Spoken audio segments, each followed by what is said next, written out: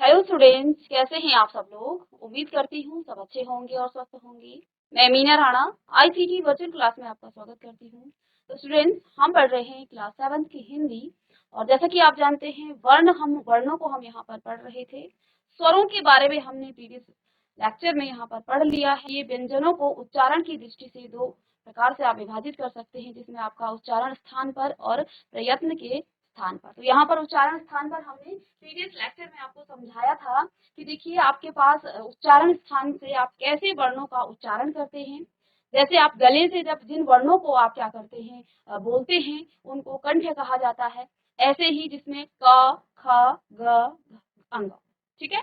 तो इन वर्णों का उच्चारण कहाँ से हो रहा है? हमारे कंठ से हो रहा है। इसके बाद तालव्य की हमने बात की, जिसको आप तालु से आप उनका उच्चारण करते हैं। तालु के साथ हमारी जीभ क्या करती है, स्पर्श करती है, और फिर ठीक है, इन वर्णों का उच्चारण होता है। ठीक है, शब्द तो वर्णों से मिलकर बनता है, तो यहाँ पर हम वर्ण पढ़ रहे हैं। इसके बाद मूर्धन्य यानी हमारी मूर्धा। देखिए, तालु हमारे जो मुंह होता है, मुंह के अंदर जो छत होती है यानी कि ऊपर का भाग, वहां जब आपकी जीभ लगती है तो उसको तालु कहा जाता है। मूर्धन्य इसी से आगे, जैसे आप ट, थ, ड, मूर्धन्य, इसमें आपकी जीभ जो है थोड़ा सा मुड़ जाती है और आपकी मूर्धा पर लगती है, जो कि तालु से थोड़ा आगे है। इसके बाद दंत्य, जिसे दांतों से जब आपका उच्चारण होता है, यानी कि जिन वर्णों का उच्चारण आप दांतों से करते हैं, त, थ, द, ध, न। तो देखिए, आप देख पा रहे हैं कि जब भी आप इन वर्णों का उच्चारण कर रहे हैं, इन व्यंजनों का उच्चारण कर रहे हैं, तो आपकी जो जीभ है वो कहाँ लग रही है? आपके दांतों पर लग रही है। ओष्ठ यानी होठों से किस प्रकार से? प, फ, ब, भ, म। तो होठों के साथ हमारा जो मुंह है, होठों से आप इन वर्णों को क्या करते हैं? इनको उच्चारण में लाते हैं। दंत मूल यानी कि दांतों के मूल पर अच्छे इसको कहा जाता है। तो न, ज, र, ल, तो ये आपके दांतों के मूल से आपकी जीभ लगती है। तो ऐसे वर्णों को आप अपने दांतों के मूल के साथ क्या करते हैं? स्पर्श करके इनका उच्चारण करते हैं। इसके बाद दंतोष्ठ यानी कि दांत और होठों का दोनों का जब संघर्ष होता है, आपसी संघर्ष से जो वर्ण निकलते हैं, उनको दंतोष्ठ कहा जाता है। और स्वर यंत्रिका में यहाँ पर आपका ह आ गया है, जिससे आपका स्वरों में यंत्र आ रहा है, यानी कि कंपन आ रहा है। तो ऐसे वर्णों को आप क्या कहते हैं? स्वर यंत्रीय। ठीक है। तो आगे देखिए, आगे क्या है। ये हमने आपको मुंह की संरचना बताई थी, और कहाँ कहाँ आपका मुंह, जब आप क, ख, ग बोलते हैं, च, छ, ज बोलते हैं, कहाँ कहाँ आपका जीभ जो है मुंह में स्पष्ट करती है और आपके वर्णों का उच्चारण होता है। ये हमने प्रीवियस लेक्चर में जान लिया था। अब देखिए, सेकंड यहाँ पर क्या है, प्रयत्न के आधार पर। तो इसको आप साथ साथ नोट डाउन भी करेंगे। तो प्रयत्न के आधार पर व्यंजनों का वर्गीकरण 3 प्रकार से किया जाता है। ठीक है। तो यहाँ पर देखिए, स्वर तंत्री में कंपन के रूप में, तो अघोष, सघोष। देखिए, अघोष क्या होता है? जिन ध्वनियों के उच्चारण में क्या होता है, स्वर तंत्रियों में क्या हो जाती है? गूंज उत्पन्न नहीं होती है, उन्हें अघोष कहते हैं। जैसे क, ख, ग, घ, च, ट, ठ, त, थ, प, फ। और वर्णों में पहले तथा दूसरे, आप जब सीक्वेंस देखेंगे, उनका ऑर्डर देखेंगे क, ख, ग में, तो किसमें? पहले तथा दूसरे व्यंजन। ठीक है। तथा फ, श, स, श। ठीक है। तो इनका उच्चारण, इनको क्या कहा जाता है? अघोष कहा जाता है। ठीक है। इसके बाद देखिए, सघोष क्या होते हैं? जिन ध्वनियों के उच्चारण में, ठीक है, स्वर तंत्रियों में कंपन पैदा होती है, तो उन्हें सघोष कहा जाता है। ठीक है। तो यहाँ पर आपके उनके उदाहरण भी दिए हैं, ग, घ, अंग, ज, झ, य, ड, ढ, अण, त, ध, न, ब, फ। तो इन वर्णों में जो आपके तीसरे वर्ण और चौथे तथा पांचवें व्यंजन को ही आप क्या कहेंगे? उनके सघोष व्यंजन कहेंगे। तो इसको आप लिख लीजिए। ठीक है, नोट डाउन करेंगे बेटा इसे।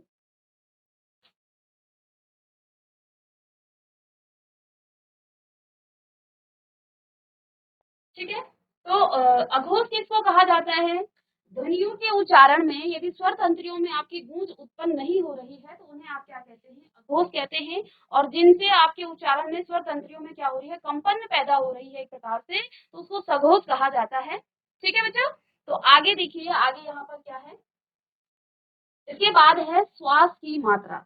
आप कितनी श्वास छोड़ते हैं किसी भी व्यंजन को बोलने में या वर्ण को बोलने में? इसमें पहला आता है, इसके भी दो भेद हैं, अल्प प्राण और महाप्राण। अल्प प्राण देखिए क्या कहा गया है, अल्प प्राण किनको कहते हैं? जिन व्यंजनों के उच्चारण में वायु की मात्रा कम होती है, अल्प प्राण। ठीक है, जिसमें वायु कम निकलती है, तो उनको क्या कहा, जैसे आपका क, ग, अंग, च, ज, यो, इन वर्णों के जो वर्णों के प्रथम और तृतीय तथा पंचम वर्ण में हमारे मुंह से जब आप इनका उच्चारण करते हैं तो श्वास की मात्रा यानी कि वायु जो है कम निकलती है, इसलिए इसको क्या कहा जाता है, अल्प प्राण। ठीक है, और ऐसे ही इसका दूसरा क्या है, महाप्राण। जिन ध्वनियों के उच्चारण में क्या होती है, श्वास वायु अधिक मात्रा में लगती है, उनको क्या कहते हैं, महाप्राण उनको कहते हैं। तो जिनमें वायु श्वास वायु कम लगती है उनको अल्प प्राण कहा जाता है, और जिनमें ध्वनियों के उच्चारण में श्वास वायु आपकी अधिक लगती है तो इसको आप क्या कहते हैं, महाप्राण। तो आप उच्चारण करके इसको लिख भी लीजिए, उच्चारण करके भी देखिए आप, ख, घ, और जब आप इसको बोलते हैं क, तो आपको कम वायु की यहाँ पर क्या पड़ती है, आवश्यकता पड़ती है। जब आप ख बोलते हैं तो ज्यादा आपकी क्या हो रही है, श्वास वायु की आपको ज्यादा जरूरत पड़ रही है। तो यहाँ पर आपका ये आपका महाप्राण हो जाता है। उच्चारण के माध्यम से आप इसको सीख सकते हैं। ठीक है, तो ये आपका हो गया है।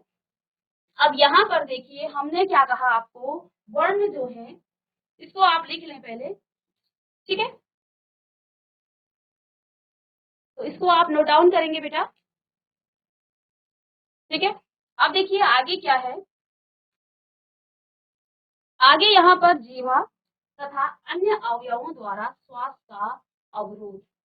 तो देखिए आप इसमें भी आपका पहला क्या आ जाता है, स्पर्श व्यंजन।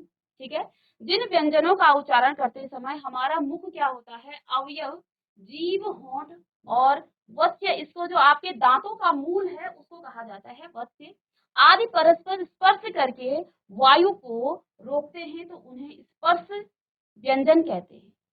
ठीक है, और यहाँ पर देखिए जैसे आपका क, ख, ग, घ, ट, ठ, ड, ढ, त, थ, द, ध, उसके बाद क, ख, ब, ख। तो इसमें आपके टोटल कितने हैं, 16 वर्ण इसमें आपके आ जाते हैं।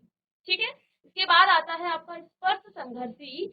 जिन व्यंजनों के उच्चारण में वायु पहले किसी मुख के अवयव से स्पर्श करती हुई फिर आपकी रगड़ खाती है और बाहर निकलती है। ठीक है ना, स्पर्श संघर्षी। स्पर्श संघर्षी यानी कि पहले आपकी जो जीभ है वो पहले स्पर्श करेगी और फिर क्या करेगी, संघर्ष करेगी यानी कि रगड़ खाएगी। जैसे आप इनका उच्चारण करिए, च, ठीक है, च, छ, ज और झ। तो ये आपके वर्ण क्या है, जिनसे आपके जो व्यंजनों के क्या करती है, व्यंजनों के उच्चारण में वायु पहले क्या करती है, मुख के किसी अवयव को स्पर्श करती है, यानी कि आपके या तो वो मूर्धा को करेगी या तालु को करेगी या आपके दंत मूल को करेगी या दांतों को स्पर्श करेगी और फिर बाहर निकलती है। तो फिर इन वर्णों को हम क्या कहते हैं, स्पर्श और संघर्षी। पहले स्पर्श करेगा और फिर वो संघर्ष करते हुए वायु आपको बाहर छोड़ेगा आपके मुंह से। उसके बाद आता है संघर्षी। जब श्वास वायु मुख अवयवों से रगड़ खाते हुए बाहर निकलती है उन्हें संघर्षी व्यंजन कहा जाता है। इन्हें ऊष्म ध्वनिया भी कहते हैं। ऊष्म ध्वनिया यानी कि आपके मुंह से एक प्रकार से ऊष्मा क्या होती है, उत्सर्जित होती है, तो इनको ऊष्म क्या कहते हैं, ध्वनिया भी कहते हैं। जैसे आपका श, स, स, ह, फ तथा ज। ठीक है, तो यहाँ पर ये जो 3 स्वर हैं इनके बारे में भी आप थोड़ा सा समझ लीजिए। उच्चारण में दोनों क्या फर्क है इन तीनों स्वर में। ठीक है, देखिए उच्चारण में सेम है ये, जब आप उनका उच्चारण करेंगे तो आपको ऐसा लगेगा एक जैसे स्वर है, लेकिन इन तीनों स्वर का जो उच्चारण स्थान है वो अलग अलग है। इसको कहा जाता है तालु स्वर। ठीक है, तालव्य स्वर इसको कहा जाता है, यानी कि आपके मुंह का जो छत है, जो तालव्य स्थान है, जब आप इस श का क्या करते हैं, उच्चारण करते हैं, तो उस समय आपकी जीभ जो है आपके तालु को स्पर्श करनी चाहिए। ठीक है, उच्चारण में आपको ऐसा लगेगा कि ध्वनियां एक जैसी आ रही हैं, लेकिन आपके मुंह के अंदर इनका उच्चारण स्थान अलग अलग होता है। इसको तालव्य स्वर कहा जाता है, यानी कि जब आप इस श का उच्चारण करते हैं तो आपकी जीभ आपके तालु को स्पष्ट करनी चाहिए। इसके बाद जो दूसरा श है ये आपकी मूर्धा को क्या करेगा, स्पर्श करेगा। ठीक है। मूर्धा यानी कि जैसे आपके जो ट ठ ड वाले वर्ण थे, तो ट ठ ड ये आपका मूर्धा है। आप उसको महसूस कीजिए, बार बार आप ट ठ ड ढ ये वाला शब्द बोलिए, ये वाले आपके व्यंजन बोलिए, तो आप महसूस कर पाएंगे कि आपका मूर्धा स्थान कहाँ पर है। और जहां से आपने ट ठ बोला वहीं से आपका ये वाला स भी निकलेगा, श श। ठीक है। तो जैसे आपने ट ठ ड में आपकी जो जीभ है वो हल्का सा मुड़ रही है और इनका उच्चारण हो रहा है, इसी प्रकार जब आप इस श का क्या करेंगे, उच्चारण करेंगे, तो आपके मुंह, आपका जीभ जो है आपकी मूर्धा को क्या करना चाहिए, स्पर्श करना चाहिए। तो श। ठीक है। षटकोण आप बोलते हैं। ठीक है। ऐसे ही ये जो स है ये आपके दांतों को स्पर्श करेगा, स दंत मूल को आपका स्पर्श करेगा। तो इसको कहा जाता है तालव्य स, मूर्धा स और ये आपका दंत्य स। समझ में आई बात? क्या फर्क है तीनों सौ में? बेटा तीनों सौ में क्या फर्क है? जीआईसी पूभान, बेटा जीआईसी डुंगरी, तीनों सौ में यहाँ पर क्या फर्क है? क्या फर्क आपको बताया यहाँ पर कि तीनों सौ में उच्चारण के स्थान पे कहाँ कहाँ ये स्पर्श कहा करती है? ये वाले जो सौ है इसका स्पर्श कहाँ पर करते हैं आप जब इसको बोलते हैं? आपकी जीभ कहाँ स्पर्श करती है? और ये सौ कहाँ स्पर्श करती है और ये आपका कहाँ स्पर्श करता है? समझ में आया आपको इन तीनों सौ में क्या फर्क है? उच्चारण में एक जैसी लगेंगी लेकिन इनका उच्चारण स्थान अलग अलग जगह से है। ठीक है। कोई बच्चा बता सकता है? फिर से सुन लेंगे जीआईसी डुंगरी।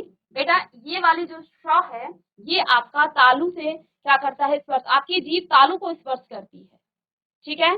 श। ठीक है। जब आप इसको तालव्य स कहा जाता है। ठीक है। क्या कहा जाता है? तालव्य स। ठीक है। तालवी स, इसको कुछ लोग तालवी स भी कहते हैं। ठीक है। इसके बाद ये जो श है ये जो है आपकी मूर्धा को स्पर्श करती है, आपका जो मुंह के अंदर जो मूर्धा स्थान है उसको स्पर्श करती है, इसलिए इसको कहा जाता है मूर्धा स, मूर्धन्य स। ठीक है। इसके बाद जो आपकी तीसरी स है ये आपका दांतों के मूल को क्या करती है, स्पर्श करती है। तो जब आप स बोलते हैं सफेरा तो आपके दांतों को वो स्पर्श करते हुए ये वाली श निकलेगी। ठीक है। श ये आपका तालव्य को स्पर्श करेगा, ये आपके मूर्धा को स्पर्श करेगा और ये आपके किसको, दांत मूल या दांतों को क्या करेगा, स्पर्श करेगा। ठीक है। तो ये है था आपका व्यंजनों को आपने किस प्रकार से विभाजित किया है, उसको आप जल्दी से लिख लेंगे और उसके बाद हम व्यंजनों को विभेदन कैसे करते हैं उसको सीखेंगे। ठीक है। तो आइए हम अब क्या करते हैं, व्यंजनों का विच्छेदन, वर्ण विच्छेदन कैसे किया जाता है। जैसे कि मैंने आपको शुरू में ही बताया था कि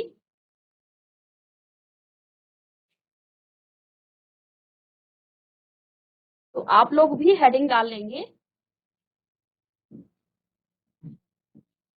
वर्ण विच्छेद। ठीक है। वर्ण विच्छेद। ठीक है। तो व्यंजनों की जब आपने बात की थी जीआईसी डुंगरी से, हमें दिव्यांशु ने शुरू में ही बताया था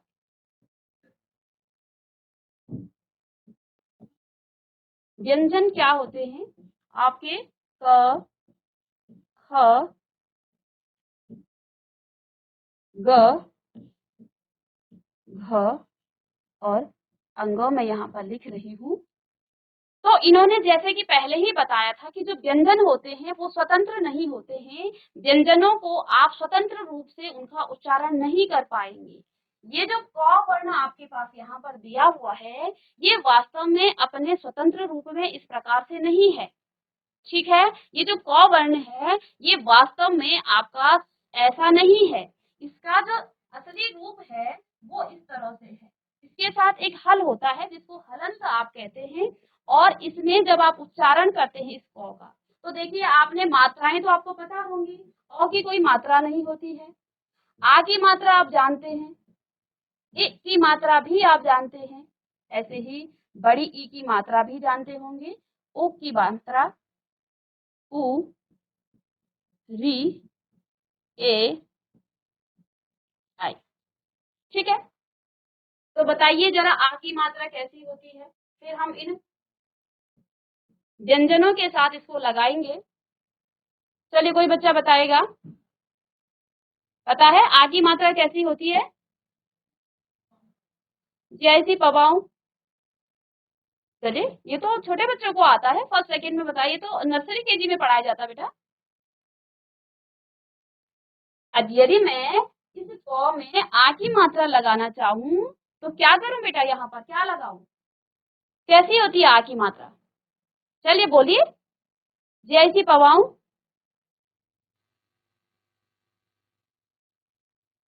किसी भी बच्चे को नहीं आता है क्या? आ की मात्रा कैसी होती है? क में आ की मात्रा लगाएंगे तो क्या बनेगा? हम वर्णों को विच्छेद कैसे करेंगे? यदि हमें मात्राएं ही पता नहीं है तो आप वर्णों को कैसे विच्छेदित करेंगे? आगे आप संधि विच्छेद करेंगे, लेकिन संधि से पहले आपको वर्णों का विच्छेद करना आना चाहिए। किस प्रकार से आपके वर्ण बने हैं? चलिए, आ की मात्रा भी नहीं पता? हाथ खड़े कीजिए जिनको, किसी को आता है आपकी क्लास में। Good morning ma'am. Good morning, क्या बात है? Good morning ma'am. आ की मात्रा मैम एक डंडा ऊपर से रेखा होती है। ठीक है, आपका क्या नाम है? मैम खुशी गुरबानी। खुशी। खुशी, चलिए बताइए ई की मात्रा कैसी होती है? मैम ई की मात्रा मैम ऐसे होती है।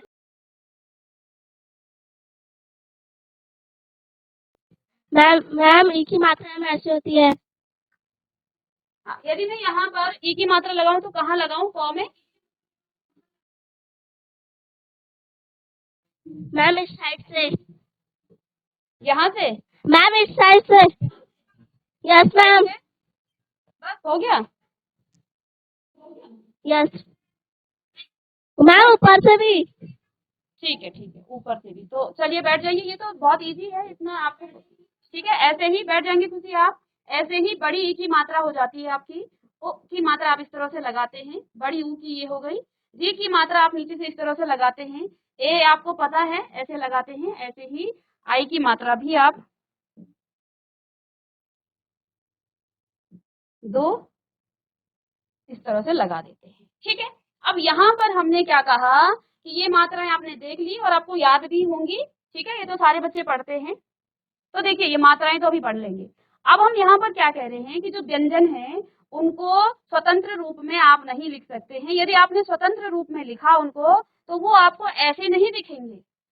यदि आपने उनको स्वतंत्र रूप में लिखा व्यंजनों को तो वो आपको ऐसे नहीं दिखेंगे। वो आपको कैसे दिखेंगे? देखिए, जब भी आप इस क का उच्चारण करेंगे, जब आप इस क का उच्चारण करेंगे तो क के पीछे से कहीं ना कहीं आप अ का उच्चारण कर रहे हैं। बिना अ के आप इस क का उच्चारण नहीं कर सकते हैं। लिखने में आप इस तरह से लिख लेंगे, लेकिन आप बिना क का अ के उच्चारण का क का उच्चारण नहीं कर पाएंगे। यानी कि ये जो क बना है ये इस तरह से क के नीचे से एक हलंत होता है और आगे यहाँ पर अ होता है। इन दोनों के मिलान से आपका बनता है क। ठीक है, ऐसे ही यदि हम ख की बात करें तो ये जो ख है ना, ये ख भी आपका ऐसे नहीं बना है, इसमें भी अ आपका क्या होता है, जुड़ा होता है। इसलिए इसका उच्चारण आप करते हैं ख। तो जब आपने ख बोला तो पीछे से आपका अ आ रहा है। तो जो अ से लेके औ तक है, व्यंजनों में आप बिना स्वरों की मदद के इन व्यंजनों का आप उच्चारण नहीं कर सकते हैं। तो इस प्रकार से होता है इनका वर्ण विच्छेदन। अब जब गौ की आप बात करेंगे तो गौ स्वतंत्र रूप में जब आप व्यंजन लिखेंगे तो ऐसा होता है, इसके नीचे से एक हल होता है जिसको हलंत कहा जाता है, और इसमें भी आप अ को क्या करते हैं, जोड़ते हैं, तो तब आपको मिलता है गौ। ठीक है, ऐसे ही जब घ की आप बात करते हैं तो ये भी इस तरह से होता है स्वतंत्र रूप में व्यंजन। तो लेकिन जब आप इसको स्वर के साथ इस प्रकार से जोड़ते हैं तो ये आपका घ बन जाता है। ऐसे ही जो आपका अंग है ये भी हलंत के साथ होता है और अ के साथ जुड़ने के बाद ये आपका बन जाता है अंग। ठीक है, तो ये आपका ऐसे ही चौवर्ण के साथ होगा। च वर्ण के साथ भी ऐसा ही होगा। जब आप च छ ज झ यो लिखेंगे तो च वर्ण जो है अ से मिलकर बना होता है। ठीक है, यदि आप आ की मात्रा लगाएं तो क्या हो जाएगा आपका? जब आप का लिखना चाहें तो क्या लिखेंगे? क हलंत के साथ धन आ। तो क में जब आप आ जोड़ेंगे तो तब आपका बनेगा का। तो का भी आपका ऐसे ही नहीं बना है, ये भी आपका व्यंजन के साथ, क्योंकि जो व्यंजन होता है वो स्वतंत्र रूप में ऐसा होता है। इसी में हमने जब स्वर को जोड़ा, पहले हमने अ स्वर को जोड़ा तो आपको क मिला।